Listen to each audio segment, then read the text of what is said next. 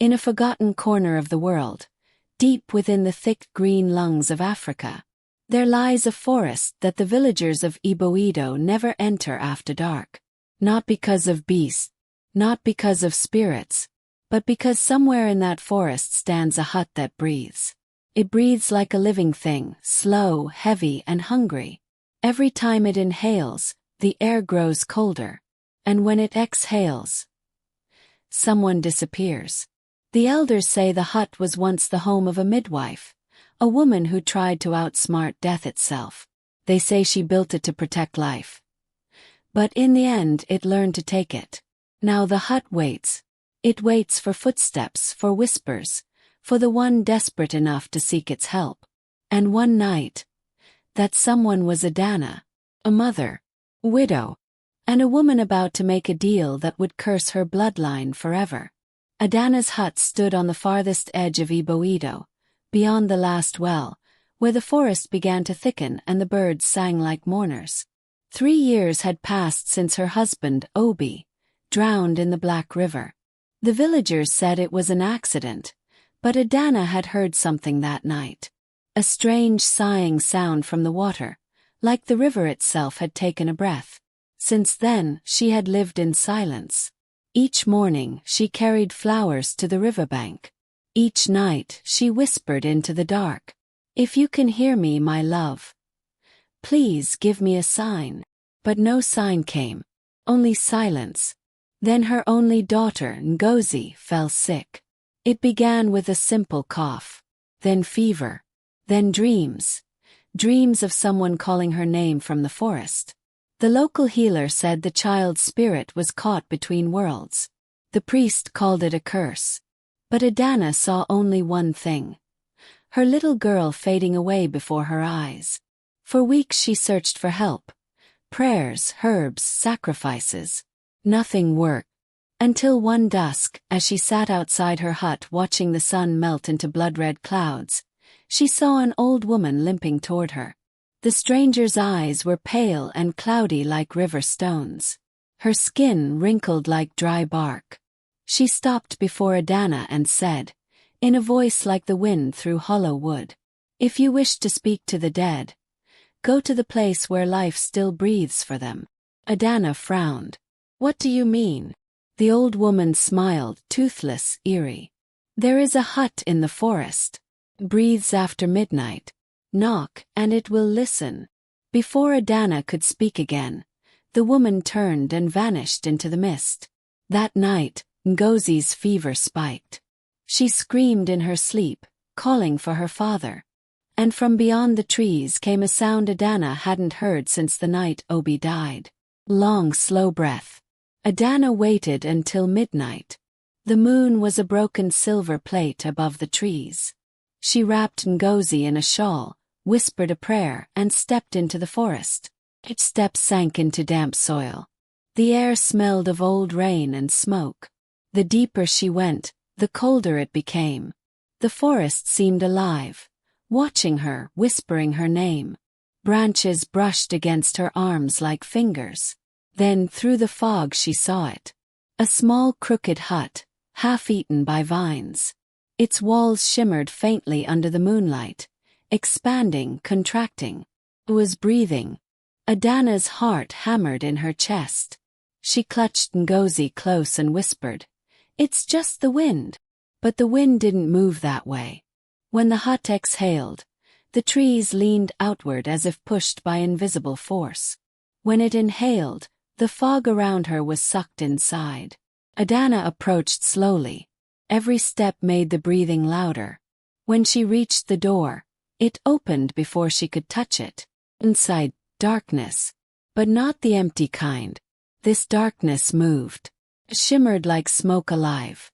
A faint rhythmic sound echoed from the walls, a low heartbeat, deep and steady. She stepped inside. The door closed behind her with a sigh. The air was thick, damp and hot. The walls pulsed softly, wooden ribs rising and falling.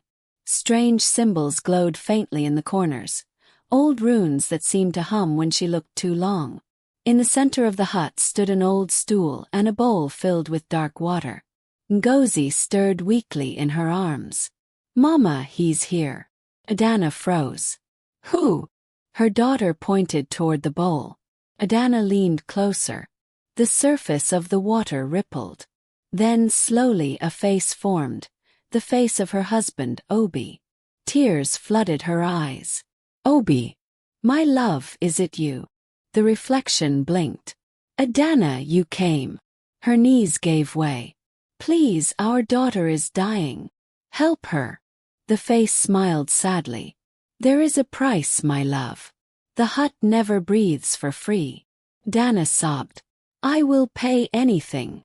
The walls trembled, inhale, exhale. From the shadows a figure emerged. The same old woman she had seen before, but now her eyes glowed bright red. You seek to cheat death, the woman said, as I once did. Give the hut what it wants, and your child will live. What does it want? Adanna whispered. The woman smiled. A breath for a breath. Before Adanna could ask more, vines burst from the floor, wrapping around her ankles and wrists. Ngozi screamed. The old woman, or whatever she was, lifted her hands. The walls began to move faster, breathing in great waves. The air grew thick. Adanna struggled to breathe as something pulled the air from her lungs. The woman's voice echoed. You begged to speak to the dead, now breathe for them. Adanna gasped. Take me, but let my daughter live. The old woman's expression softened. For a moment, almost human.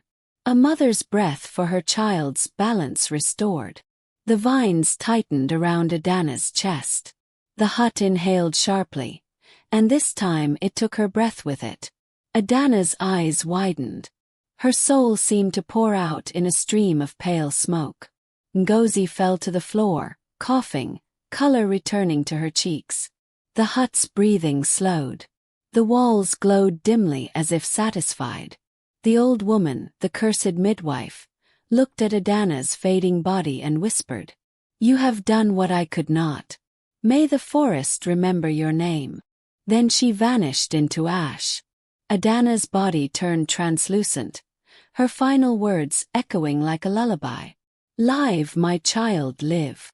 And then silence. Only the faint, steady rhythm of the hut, breathing once again. At dawn, villagers found Ngozi lying at the forest's edge. Alive but silent. Her eyes no longer the same. One was the deep brown of her mother's, the other pale gray like the midwife's. They took her home, fed her, prayed for her. But she never spoke a word again. Days later, a hunter reported that the hut was gone, replaced by a clearing. Only a strange hollow sound lingered when you pressed your ear to the ground, like something sleeping beneath. Years passed. Ngozi grew into a quiet woman who spent her nights sitting beneath the moon, staring toward that forest. And sometimes when the wind stopped, she would hear it. Breath. Low. Gentle. Familiar. And a voice whispering through the trees. I'm still breathing for you.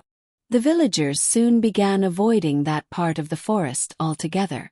Those who passed at night claimed they saw faint blue lights among the trees, like glowing lungs expanding and shrinking.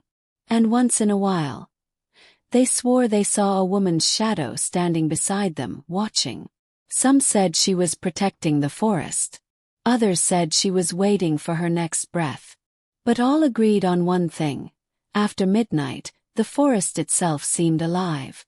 And if you ever dared to step into that clearing, and held your breath long enough, you could hear another one joining yours. Breathing in, breathing out, waiting. So the next time you walk alone at night and you feel the wind stop, and the world goes still, don't breathe, don't move, because sometimes the forest breathes back. And if it whispers your name, run. Because the hut that breathes after midnight is never truly gone. It's just waiting for you to breathe first. Moral of the story is, even love can awaken curses meant to stay buried. And no one, not even a mother, can bargain with death without giving a piece of her soul.